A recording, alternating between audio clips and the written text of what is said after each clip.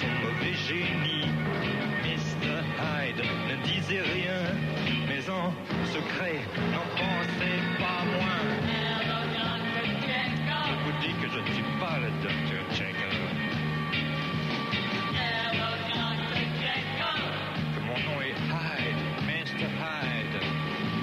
Dr. Jekyll n'a eu dans sa vie que de petites garces qui se foutaient de lui. Mr. Hyde, dans son cœur, prenait des notes pour le docteur.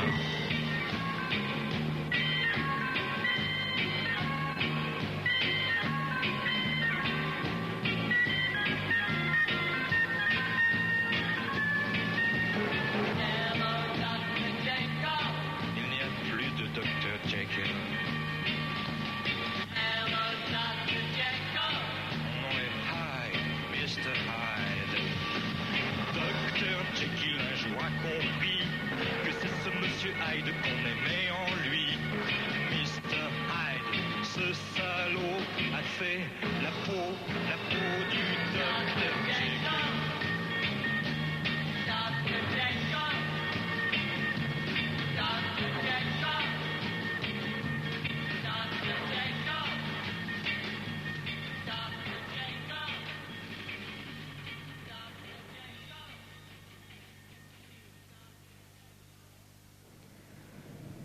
Oui, j'habite un petit studio à la Cité internationale des arts. Comme ça, j'ai l'impression d'être un artiste. Enfin, c'est un transit, parce que j'ai envie d'aller en face. Là, je suis face à la Cité. Et j'aimerais habiter, justement, dans le 6e. Mais ça viendra. Et je suis né en 28, de parents russes, qui sont tirés de la révolution bolchevique. Mes parents habitaient la Crimée. Ils se sont rencontrés, sur les bords de la mer. Rouge ou noir, je sais plus. Bon, enfin, peu importe. Et ma mère était infirmière à Odessa quand il y a eu ces fameuses épidémies de peste. J'ai dit à mon père que je voulais faire l'architecture. Et je savais que pour l'architecture, il ne fallait pas le bac. Donc je pouvais me tirer un an avant le bac. Je suis allé donc aux Beaux-Arts. Et un an après les Beaux-Arts, archi, j'ai dit, maintenant je me suis tiré du lycée, je fais la peinture.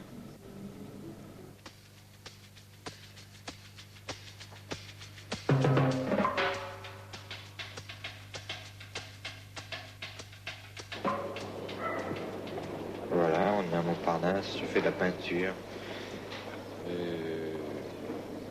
Pas mal d'années, et puis il reste rien. C'est tout détruit.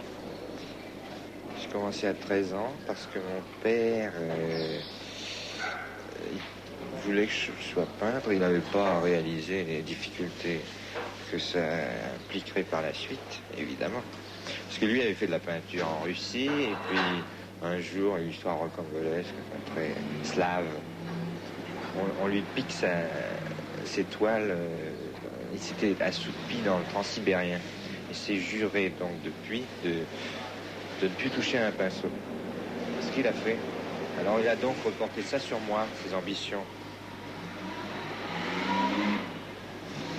Bon, j'ai suivi toutes les tendances. Impressionnisme, cubisme, surréalisme, abstrait. Pour revenir au figuratif vers 28-29 ans. Ce qui fait que je détruisais tout, parce que la dernière toile était bonne, mais l'avant-dernière, mauvaise. Une chassait l'autre. Ça veut dire quoi? Je n'étais pas arrivé à maturité. Et arrivé justement à maturité, enfin,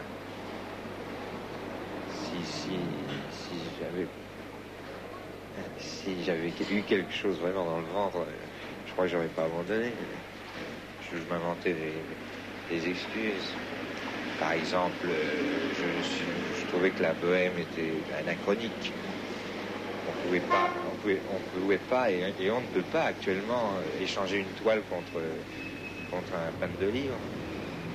J'ai détruit donc toutes mes toiles et j'aurais aimé maintenant détruire la plupart de mes chansons. Ce qui m'emmerde, c'est qu'elles sont gravées. Elles sont gravées,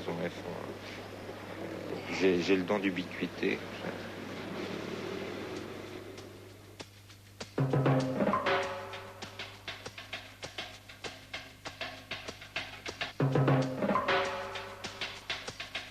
Voilà, ici j'ai eu ma première chance et ma dernière. Je suis né ici et je suis mort. C'est-à-dire que c'était il y a 9 ans. 9 ans, c'était Milan-Larsouille. Et maintenant, c'est le Milan Mods. Tout un programme.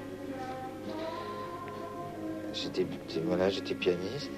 Et puis, mes premières chansons. Et 8 jours après mes débuts, à cette table était Yves Montand. Avec Signoret ici. Soi-disant, ils étaient venus voir un gars qui avait un nouveau style. Puis Philippe Clé, venu là-bas.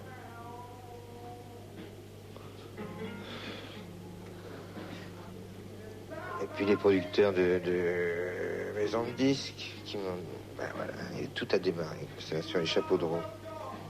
Bon, alors à l'époque, la chanson était un mode d'expression pour moi. Et maintenant, c'est devenu un mode de vie. Parce que j'avais des prétentions à l'avant-garde. Et je voulais faire du jazz ultra moderne. Et une versification très moderne aussi. Et puis j'ai compris que ça serait foutu pour moi. Je perdrais tout crédit auprès des producteurs de disques. Je choisirais un autre mode d'expression si j'ai quelque chose d'important à faire dans ma vie, ce dont je doute. Enfin, ce dont je commence à douter. Alors, mode de vie, pourquoi? Parce que j'envisage froidement le côté financier, c'est tout. Alors, une chanson peut varier de 1 million à 40. 40, c'est poupée de cire, poupée de son. C'est confortable, quoi. C'est pas mal. Je suis donc resté attaché à France Gall, parce que, en plus elle est mignonne. Elle est très décriée, mais je trouve que c'est assez dégueulasse parce qu'elle fait un métier difficile. Elle est très jeune, elle gagne sa vie, elle est courageuse. Elle a beaucoup de fraîcheur et de fraîcheur d'âme, ce qui est rare. Pourquoi venir habiter à la Cité des Arts? Parce que j'ai eu des graves ennuis d'ordre privé, perturbations sentimentales. Alors, je n'étais pas en mesure d'habiter quelque chose de trop privé, comme un appartement en ville. Je trouvais la formule de la cité, communauté comme ça.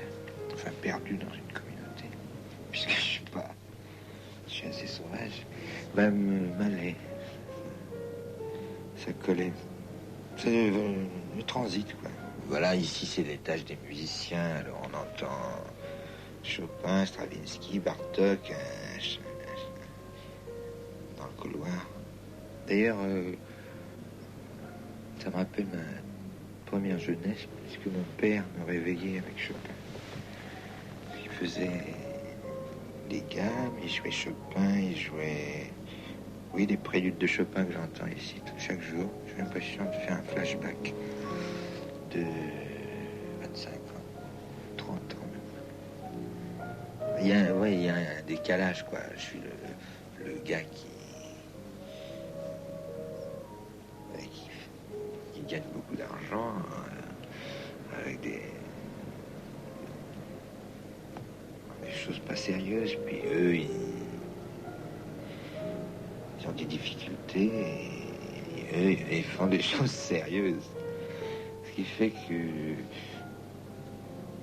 je me sens un peu proscrit. Ce qui n'est pas vrai.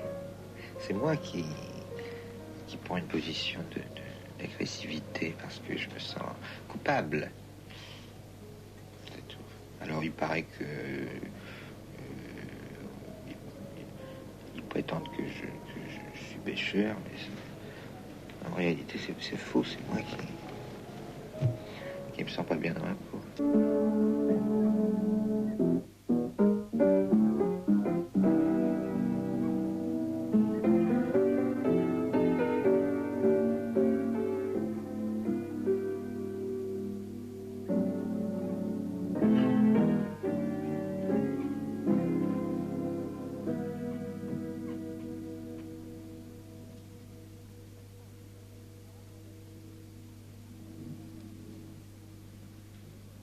J'ai Chopin là, parce que d'abord il a l'air aussi marrant que moi. Il a l'air de me juger très sévèrement. Quand je cherche une mélodie, je le regarde et il a l'air de dire on pourrait mettre une bulle. Il dit c'est parfaitement dégueulasse. Et puis quand la mélodie est assez jolie, il dit à la rigueur. C'est ma conscience. Ben voilà, je viens là tous les matins prendre mon café. C'est un des rares endroits à Paris où on peut retrouver un peu du charme des années passées. Puis un petit blanc qui n'est pas dégueulasse. On va sur le côté acteur, alors. J'ai tourné dans quelques films qui n'étaient pas des chefs-d'œuvre, bien sûr, mais qui m'ont appris un peu le métier. J'ai tourné d'abord avec Bardot dans Voulez-vous danser avec moi? Ce que j'ai fait ensuite, j'ai une série de films à grand spectacle où je jouais en mini-jupe romaine, une épée au côté. Qu'est-ce que j'ai fait d'autre? Enfin, j'ai vu des pays comme ça. J'ai vu Hong Kong, j'ai vu l'Espagne, l'Italie, dernièrement la Colombie,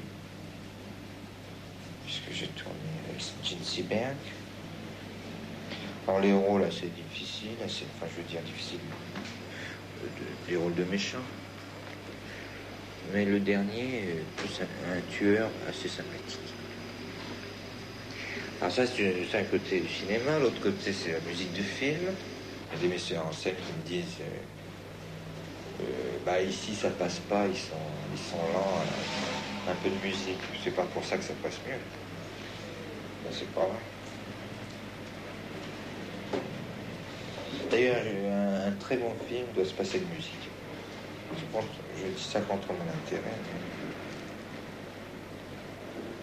En somme, c'est comme c'est la version 1929-1930 améliorée du pianiste bastringue devant l'écran. C'est ça la musique de film.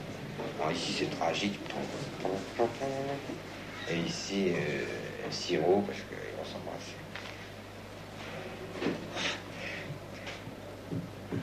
Non, mais le cirque qu'on fait pour voir une musique de film, c'est un petit coup de piano. Une fois, j'ai joué à un producteur un ballet difficile au piano. Alors, je dis ici, alors vous avez les entrées de timbales. C'était un truc à 5 temps assez complexe et très marrant. Puis alors ici, vous avez les entrées de cordes. Ici, les bois. Hein? Puis voilà. On me dit oui, mais bon, alors maintenant jouez, mais faites-moi le thème. Je dis, je peux pas, j'ai deux mains. Je dis, oui, mais Stravinsky, il pouvait transcrire pour le piano ses symphonies. Enfin, je suis prêt à travailler avec tout le monde. N'importe quoi. Ça m'a réussi. Je peux pas expliquer ma façon de vivre. Je fume beaucoup, ce qui fait que je suis dans un état second. On a dit que j'étais drogué, c'est absolument faux. Je sais bien que c'était à la mode. Maintenant, il paraît qu'on fume les pelures de banane. Oui, c'est un grave problème avec les Américains, parce que après le LSD, qui peuvent interdire, on ne peut pas interdire la pelure de banane, parce que c'est dans le commerce, les régimes entiers. Bon, enfin, les gens pratiquent ça pour avoir un état second. Moi, je l'ai naturellement. Toujours un peu l'air dans le cirage, mais je ne pratique aucune drogue. Sauf la rêverie, et puis...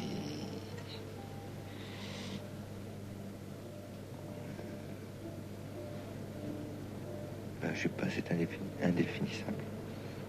Je trouve tout ça chez les antiquaires. Je suis assez snob, alors je prends les antiquaires les plus chers. C'est là qu'on trouve les plus belles choses. Ce fauteuil, il vaut une fortune. Il vaut le prix d'une bagnole, et il lui manque que les roues. Après l'avoir acheté, j'ai eu ce vertige de me voir comme ça, comme je suis. Et ce qui sera dans 30 ans, cheveux blancs, dans ce fauteuil qui, lui, n'aura pas bougé. Sur 10 ans de chansons, je compte sur les doigts de la main gauche les chansons que j'aime. Je vais les compter. L'eau à la bouche. La javanaise. Pauvre Lola, de Dr. Jekyll. Et ces petits riens. Voilà. Tout le reste, 0. Si, il y avait la conjoncture Musset et moi, qui était marrante, la nuit d'octobre. Ça fait 6. 6 chansons, le reste tout acheté. Tout ça pour dire que je suis aussi vache avec moi qu'avec d'autres. Quand je serai dans d'autres lieux, je serai toujours aussi seul seulement. Je me ferai un cinéma. Le luxe, et puis... Enfin, tout ce dont j'ai rêvé quand j'étais petit. En petit, non, quand je faisais de la peinture. J'ai essayé l'amitié et c'est encore plus difficile que l'amour. Toujours déçu dans mes amitiés. Alors, ça donne quoi? Ça donne un gars solitaire.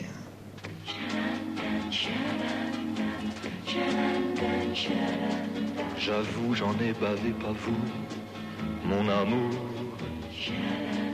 Avant d'avoir eu vent de vous, mon amour. Ne vous déplaise en dansant la javanaise.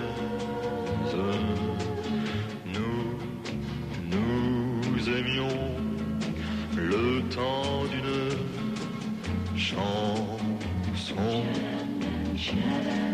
À votre avis, qu'avons-nous vu de l'amour? De vous à moi, vous m'avez eu, mon amour. Ne vous déplaise en dansant la javanaise. Nous aimions le temps d'une chanson. Hélas, avril en vain, mais vous, à l'amour, j'avais envie de voir en vous cet amour. Ne vous déplaise en dansant la javanaise. Nous aimions le temps d'une chanson. La vie ne vaut d'être vécue sans amour. Mais c'est vous qui l'avez voulu, mon amour. Ne vous déplaise